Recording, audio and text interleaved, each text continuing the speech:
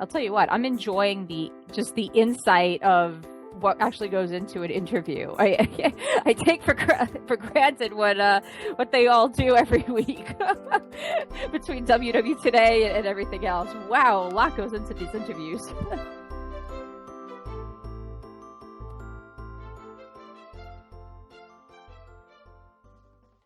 This is the Dreamers Podcast, where dreamers share their stories to inspire you.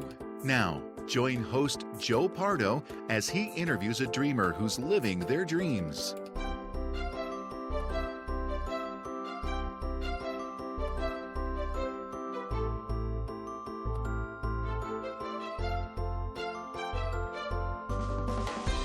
Welcome to the Dreamers Podcast. I'm your host, Joe Pardo, and today I am interviewing Jeanette Pellegrini, who is living her dream through photography.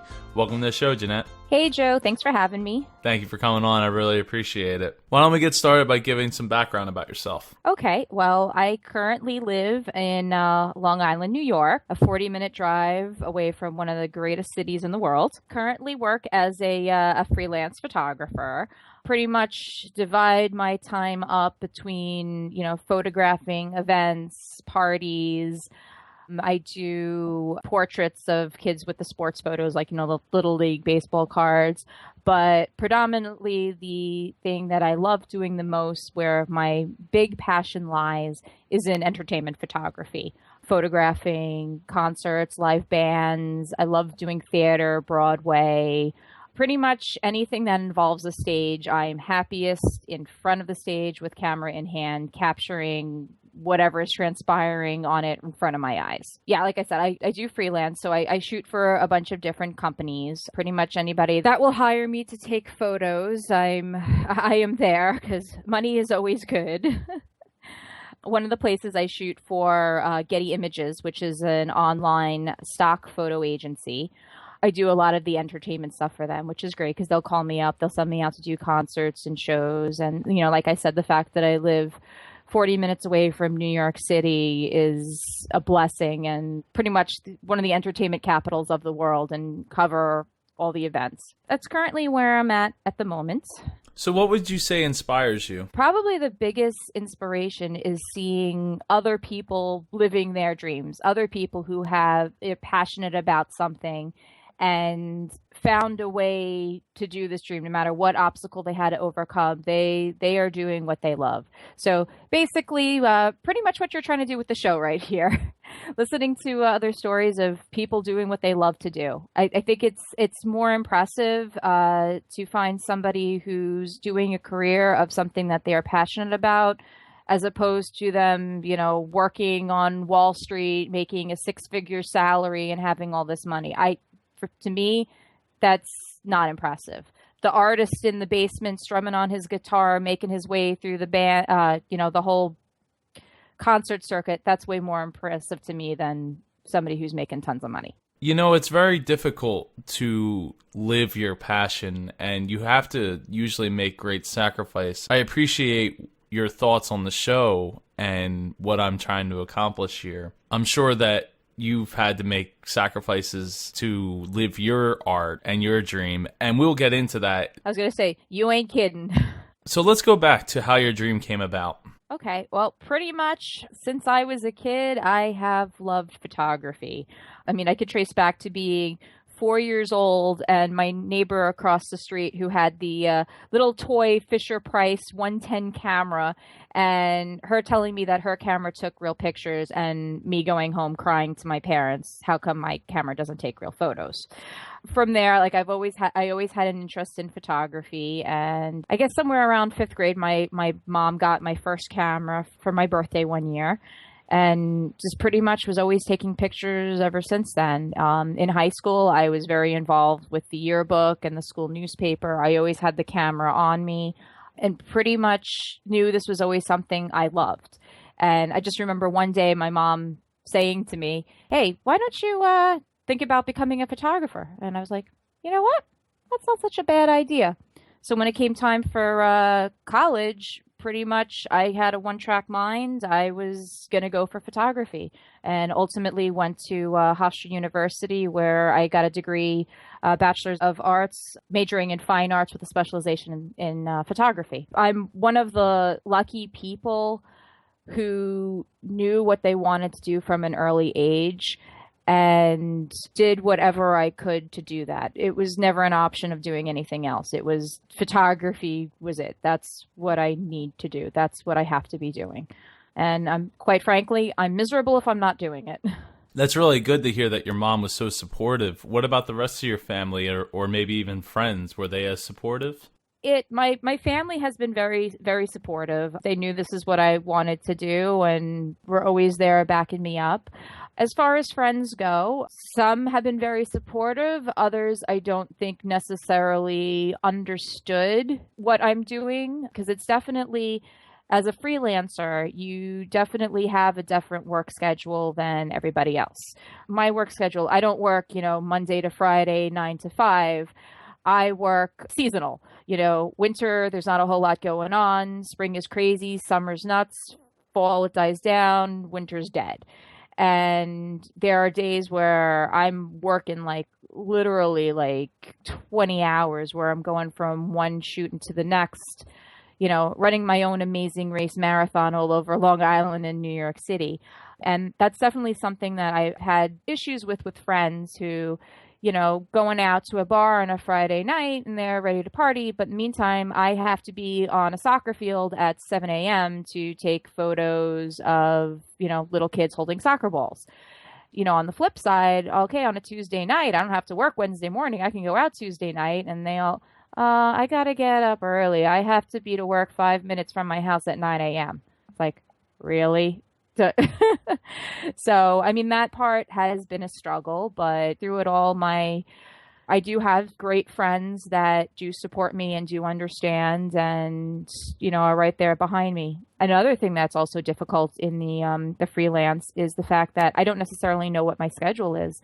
And there have been so many times where I make plans, go out to dinner with a friend or something, and then I get a phone call, hey, can you shoot this event? And it's like, I got to take the job. I need the money. I'm sorry. We're going to have to reschedule for another time.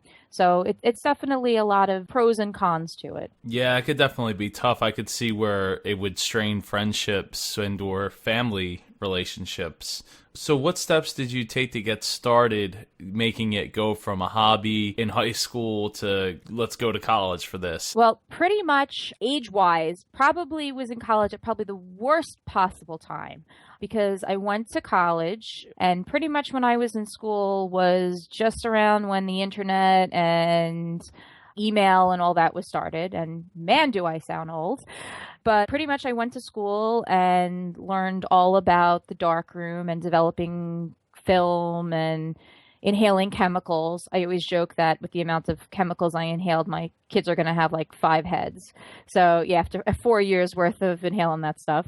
But yeah, basically I learned how to do all that in the darkroom. And then I pretty much graduated, got out in the real world, and then the digital camera came out. I knew nothing about digital or any of that stuff. So basically, I had to relearn and teach myself. Learning the film was great because I did get a nice basis for photography and understanding the basic concepts of it. But digital and computers, it's a whole nother world.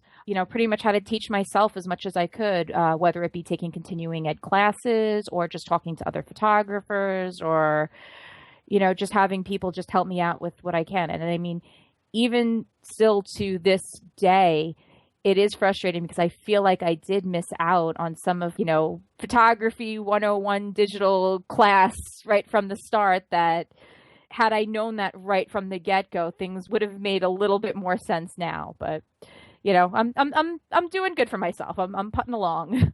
So what steps did you take to get started jumping from college to a career? Pretty much working all throughout college. The part-time job, I actually worked at a 30-minute photo. So, pretty much going way back, every job I've had has one way, shape, or form been related to photography. right after college, I started shooting for one of the local newspapers, and which pretty much gave me the exposure and confidence and understanding about what photographing in the real world is all about.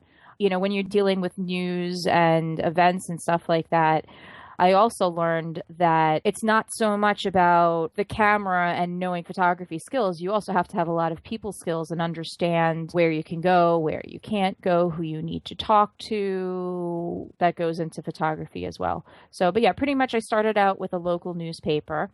Then from there, I interviewed with the sports photography job I still currently work for.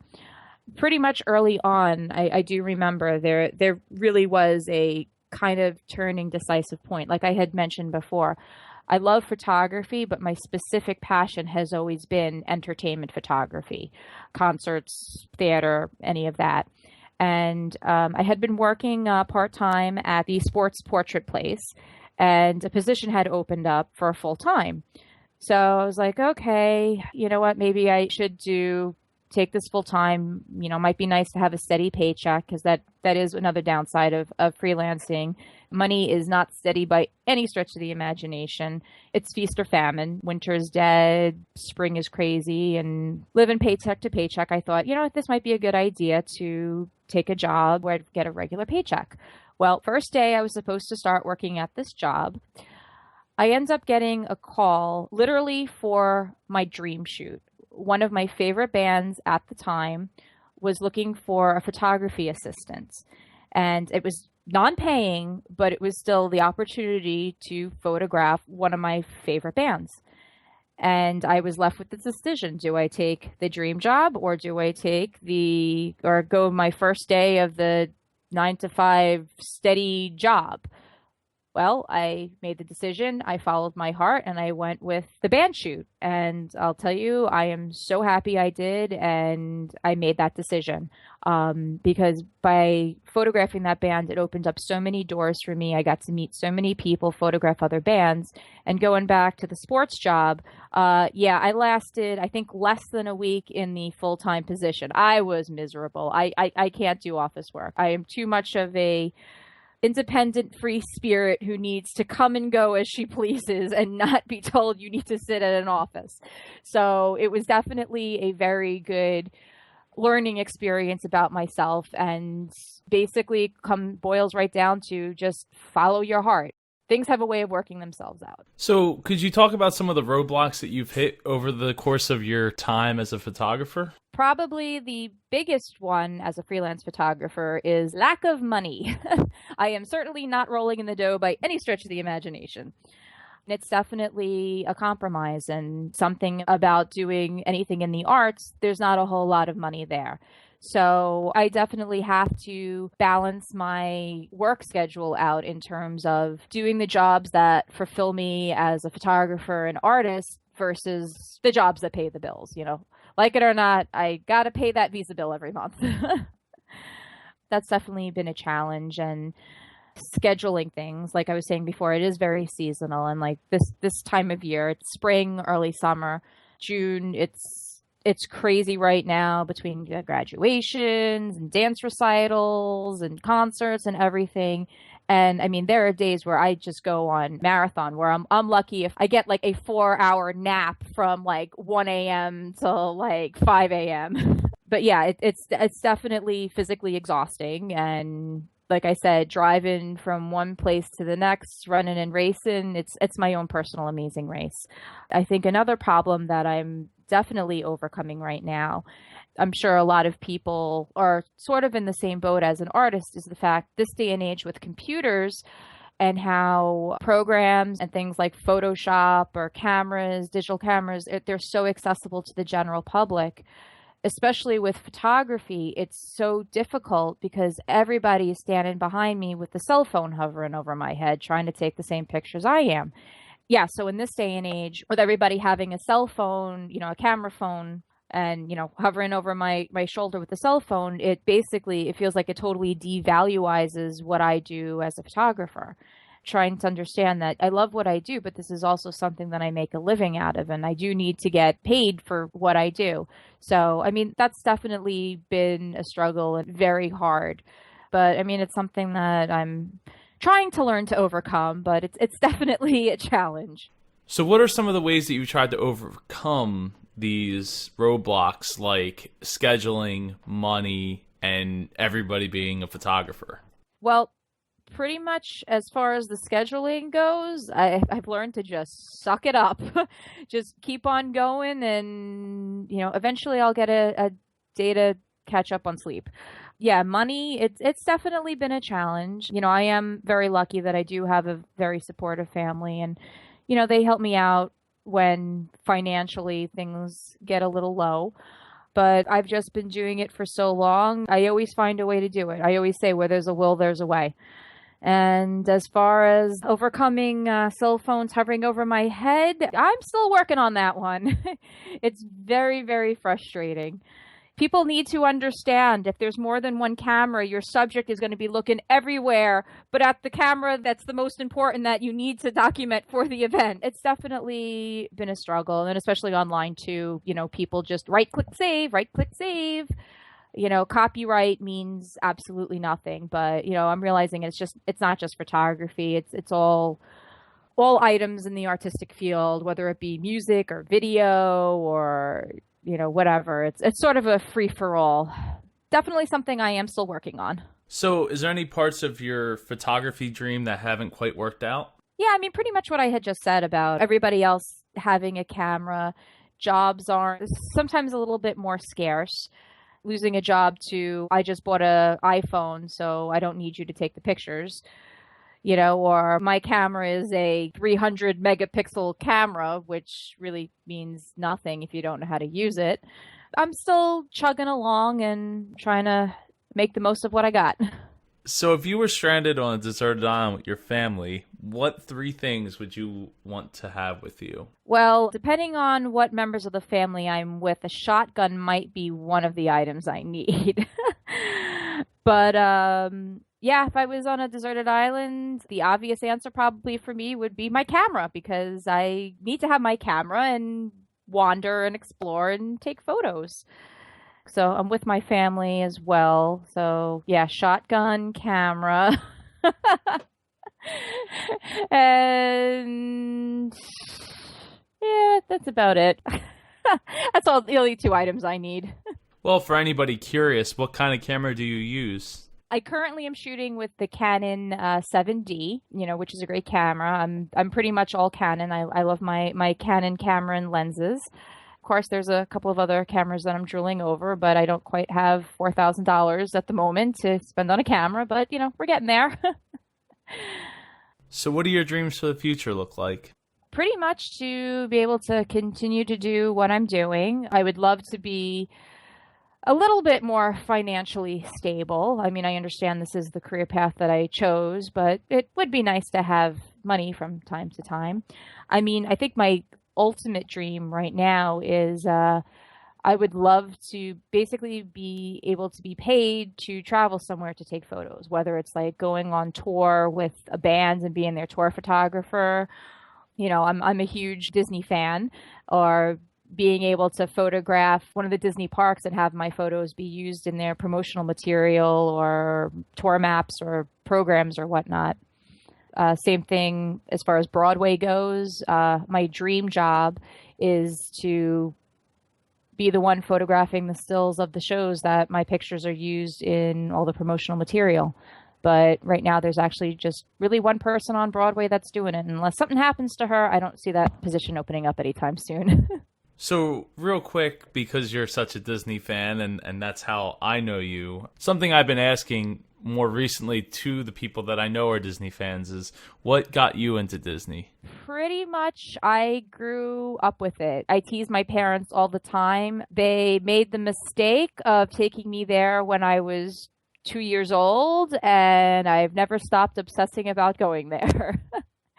My life pretty much consisted growing up, and still does, of planning for Disney World, going to Disney World, coming home, and plotting and planning the next trip. But now that I'm older, and I am lucky enough to be a Disney Vacation Club member and an annual pass holder, it has now gotten to the point of I just came back from a trip and I already have 2 more trips booked. And when I get stuff in the mail, I'm not entirely sure whatever I got sent, it goes with. So going to Disney all the time, and I pretty much grew up watching Disney movies. So between that and going to the parks, I'm pretty much Disney obsessed. So is there any last thoughts you'd like to share? Yeah, pretty much. I'm, very blessed to be able to be doing what I do. And I mean, any advice I can give to anybody out there is pretty much find what that passion is and figure a way to do it, because life is just way too short to be stuck behind a desk at some job that you can't stand. When economy is so unpredictable, it could be over, real quick. You just need to be doing what you love to do and that makes you happy. And trust me, where there's a will, there's a way. If you want something bad enough, you will find a way to do it, no matter what sacrifices that you need to make. Just know that that's ultimately worth it in the long run. Well, that's a pretty solid final thought there. Do what you love to do before it's all over.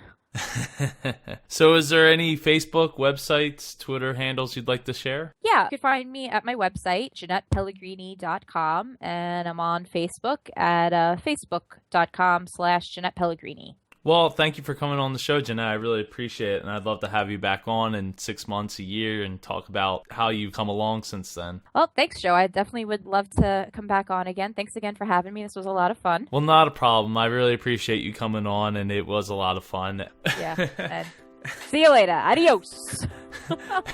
Peace out, yo. Take care. Okay, bye, Joe. Thanks again. Thank you for joining us for this episode of the Dreamers Podcast. Follow us on Twitter at Dreamers Podcast. Join us on Facebook at facebook.com/Dreamers Podcast. If you or someone you know would like to be a guest on the Dreamers Podcast, please send an email to j@jpar.co. This podcast is copyright 2014 by jpar.co.